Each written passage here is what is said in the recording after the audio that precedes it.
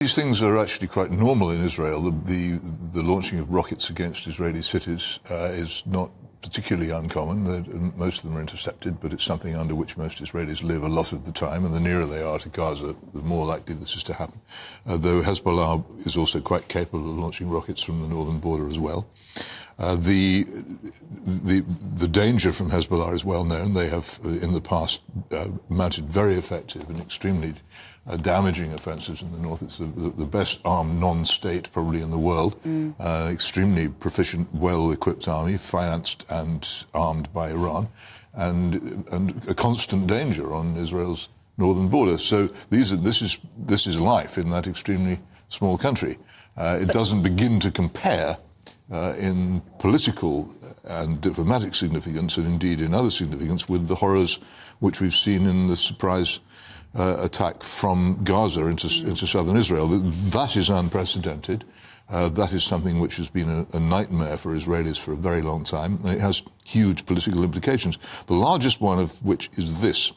For, I think, now more than 20 years, the absolutely totally fashionable universal line of international diplomacy, politics, and media wiseacres has been that what Israel needs is a two-state solution, in that it abandons any further control over the West Bank of the Jordan and hands that over to an independent state and withdraws entirely from that. So what that would mean is that Israel would have, right next to Jerusalem, its historic capital, right next to huge, densely populated areas, a state from which an attack such as the one that has come out of Gaza could emerge at any time. And I think you can see from that just how crazy the idea of a two-state solution has been all this time. It's as long as there is no willingness among the leadership of the major movements in the Arab world to accept the existence of Israel as a permanence, then the danger of following such a procedure is just colossal. I don't see why people don't admit that they've made a terrible mistake. That's what we've learnt from this, apart from the incredible violence, cruelty and callousness which the Hamas terrorists, a word I don't hesitate to use in this case, which the Hamas terrorists have employed, not against the Israeli army, but against children and women and civilians having a party. That's whom they attacked, and they attacked them without mercy and in ways which are too disgusting in many ways to relate. And if you look at the reports and the pictures of this, sometimes you just have to turn away.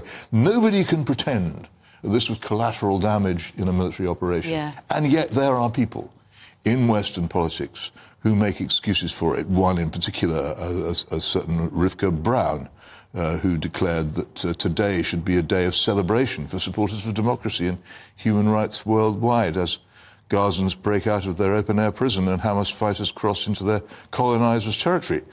She said the struggle for freedom is rarely bloodless and we shouldn't apologise for it. I believe that Aaron is an associate of Rivka Brown. I may have been mistaken. I'm not familiar with He might want to say something about it. Well, I'm not familiar with the name Rivka Brown. I can't deny that. So go on, Aaron. Who is Rivka Brown and why is it what they say so important? I would say, and of course you might think this is being evasive, but I would say that the fundamental story is what's going on in Israel-Palestine, not what's going on here. I'm happy to talk about that, however. She's since apologised for that tweet. It was improper. Right. In regards to your initial question about the Gaza Strip and a potential land invasion, what's obviously changed really since 2008, really over the last decade, is we have seen a massive inflation in the powers of people like the Houthis in Yemen, Hezbollah, Shia militias in Iraq are much stronger than they used to be. You've got a protest in Baghdad, I think, in 2 days, called by Muqtada al-Sadr, a very powerful Shia cleric. You have Hamas and Hezbollah on the same side here. They weren't on the same side in the Syrian civil war. So I think, look, the IDF are very clever people. The Israeli government are very smart people. I think a ground invasion of Gaza anytime soon would be very dangerous for them. And not just because of what other people might do elsewhere, but if you look at some of the videos and some of the footage from Gaza, it looks like Stalingrad. And anybody who's familiar with military theory, that is a sniper's paradise. So I suspect Israel won't go in there, at least for a few more weeks. And like I said, it's for two reasons. Real perils for their own military, and also they probably want to keep an eye on what's going on elsewhere. Yes, but a lot of what happens in that part of the world is largely dependent on the support which the actors in that part of the world, whether it be the Israeli government on one side or Fatah in the West Bank or Hamas in Gaza, the support and the endorsement which they get in many cases from Western politicians, Western activists, Western journalists. That's why I raised this question of what Rivka Brown said. There are people in the West who are prepared to endorse this sort of action. I think that's shocking. Obviously, I believe very much in free speech. I don't think... If she's apologised, what do you think? She's apologised, but the truth is, she said it. I thought you were a Christian man, Peter. Tell me what you want. If she's apologised... I understand what has she apologised for, exactly? Has she apologised for thinking it, or has she apologised for saying it unwisely on an occasion when she shouldn't have made such a fool of herself in public? Which is it? There are many, many kinds of apologies. There's the apology for something, and there's the apology which begins, I'm sorry if... what does she mean? Did she mean I wish I hadn't thought it? I've changed my mind. I now think that Hezbollah who this person is? So she's a journalist that you work with. Does she work for Navarro Media? She's an editor, yes. Okay. Yeah. Did she say that on a Navarro Media social No, she said it on her own Twitter site. So we don't have a social media policy with regards to, it's a bit similar to if a GB News person says something on their own Twitter feeds. Of course, look, people are very right to say Navarro is partly responsible for this, but of course we're not. People are allowed to say things on their own time. She's since apologised for it because it's improper. I've spoken to Rivka about it. She doesn't think that. And I think she saw the bulldozer going for the border post between Gaza and Israel, and I thought, and she's also Jewish, I should add. And she was happy to see that, and I think she would still say she was happy to see the bulldozing of the fence. And she went completely overboard, and she said something which she really regrets, and she doesn't actually believe. That's the main thing. Hang on, the struggle for freedom is rarely bloodless. That's not bulldozers, is it? The struggle for freedom is rarely bloodless, and we shouldn't apologise for it, is how, as I understand it, her remarks ended. The thing is, I don't want us to get bogged down in one journalist tweet I don't know who she is. But I think what it does pull into focus is who inflames tensions at a time like this and who calmly can analyse the situation. And it's interesting, Aaron, you say, what the most important story is what's happening out there. It is, absolutely. The people there are in mortal danger. They are grieving. They are bereaved. They are in a hell zone at the moment. But the implications for people here are also really important, Peter. Well, we have responsibilities. And we do. But what did you make of some of the celebrations? We saw the Israeli flag being taken down from Sheffield Town Hall and replaced with a Palestinian flag. We had arrests made on Kensington High Street because there were such crowds of noisy Arabs causing destruction in that area. Well, and I to say Arabs, I think there are British people and who support these things who are not Arabs, or the Arabs who are British citizens. It's not. The point is there are people who hold these opinions. I believe very much in free speech. Short of incitement, people should be able to say what they like. And one of the reasons I believe in it is that we should know that there are people among us who feel this way. And who have this extraordinary... And this is one thing which I think an awful lot of commentary in my trade and indeed action in politics refuses to accept just how profound the intolerant hostility towards Israel is in that part of the world and among certain people. And therefore, the policies which we have up till now followed in the West towards this need to be revised. We are not dealing... I've been to Gaza. I'm not a defender of everything Israel does. Absolutely, it's a country which has... I don't know whether you saw... done many awful things. But I think this is a very interesting revelation to us of just how deep this hatred of Israel is. But it's very much deep enough to massacre children and their parents, unarmed people. And it's different to Russia, Ukraine. But what it has also made me realise is, to the same extent that the vast majority of people were asleep to what was happening in Ukraine for 8 years before Putin arrived overnight. People thought it's woken a lot of people up to something that has been there going on with people in that area living with these tensions for so long. Let me just put to you what Tony Blair has said, please, Aaron. So Tony Blair has said, as the full nature of the barbarity and disgusting savagery of Hamas's attack on Israel becomes clear, which the perpetrators know full well will result not only in grief and tragedy for Israelis, but also for the people of Gaza, it becomes clear also that decades of conventional Western diplomacy around the Israeli-Palestinian issue will need to be fundamentally rethought. What does he mean?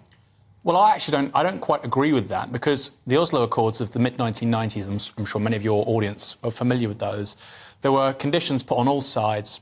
One of the conditions was for the international community, ensure that Israel observes international law. That hasn't happened. One of the conditions of what was put towards the PLO, who do not agree with Hamas, actually these people hate each other inside Palestine, was the recognition of Israel. Peter said Arab states don't recognise Israel. The PLO, the Palestinian Authority, has recognised Israel for 30 years. I don't think I said anything about recognition at all. Hamas, anyway, we did say it earlier, but it doesn't matter, Peter, it doesn't matter. I agree with a great deal of what you said regardless, so let's not, split hairs. The PLO, however, they have recognised Israel for 30 years, and one of the conditions for the Israelis was to not build new settlements. And they have basically built settlements every day for the last 30 years. However, I'm in no way saying that justifies what Hamas has done. It's a terrorist atrocity, it's appalling. What I would say is, when barely anybody is meeting barely any of the conditions for 3 decades, it strikes me as a bit strange to say, oh, well, that wasn't working. Well, we don't know, because nobody was adhering to the conditions. So what I would say is, and I think this is common sense, most people see what's happening in Gaza and Israel, and they know that if your friend or your family member is killed, it will radicalise you. And I think every tower that is bombarded in Gaza right now is a recruiting sergeant for Hamas. And I think that is just sensible. I think very sensible people in Israel know that too. I've spoken to them. So I think, I think the worry for Israel is, and this is somebody, I'm on this from the outside, you don't want to make the same mistake as the United States after 2001, which is you suffer a huge, historic, barbaric injustice, and you proceed to make a series of mistakes which actually over the long term make your country less safe. Peter? I'm inclined to agree with some of that. I've criticised in the past several of the Israeli attacks on Gaza because I think they're fundamentally pointless, and they will inevitably result, they're not intentionally, they will inevitably result, and therefore it is on the conscience of those who order them, in the deaths of innocent people. I think the fundamental reason for these attacks is internal Israeli politics. The government, which has actually very little power to do anything much about it, trying to look as if it does. And I wouldn't recommend it myself as a policy, nor do I think it's particularly wise. Although you can see the political groundswell building for it, a ground attack in Gaza, which is in very grave danger of getting seriously bogged down and of not achieving its objectives. By the way, one thing I will say, I really do get sick of people describing what Hamas is threatening to do to its hostages as execution. They're saying if Israel attacks without warning, they will execute. No, they will not execute them. They will murder them. That is the word. It's not execution. Execution is a thing you do under law. They will murder them if they will do it, and I think we should call things by their proper names. This has been a pogrom and a massacre, and now the same people are threatening murder. And if you think that this can be negotiated with two-state solutions and all the other nostrums which have been put forward by Western diplomacy for the past 30 or 40 years. So you are gravely mistaken. You are in agreement with Tony Blair. That's got to be. Well, he doesn't say what he wants to do. For him, of all people, a man who wandered around pretending to be a Middle East peace envoy for years, taking up a lot of hotel space in Jerusalem while doing so. There is no solution, and I think one of the problems is I've many times been to this area. One of the colleagues with whom I work is an Arab Israeli, and a fascinating group of people who are both Arabs and citizens, full citizens, voting citizens of Israel, and a very clever man. And we were trying to get out of Ramallah, out of Jerusalem into Ramallah and into the West Bank quite recently, and driving, and he found a way around, and it was very difficult. We got through past all these barricades. He said, "Oh, how I long for the good old days before we had peace." The situation in that area was much, much better for most people before the Western world got so involved in trying to create a permanent solution. It may well be that the only solution is actually that the two groups of people live together without any attempt to reach a definite solution. In fact, that's the way my mind tends. The friendship and cooperation which existed between Israelis and their Arab neighbours before that, the Arabs came in their tens of thousands to work in Israel, took good wages home, raised the standard of living of the area. Personal relations were in many cases good. That's in many cases gone. What was happening before the Hamas attack? Israel was relaxing the border and giving much increased numbers of work permits to Gaza residents so they could go out and work. That's a sensible thing. But, of course, as long as you have Hamas there, there's always the danger that they will see that as a danger to them. And that has become all too real. Right, Peter, Aaron, thank you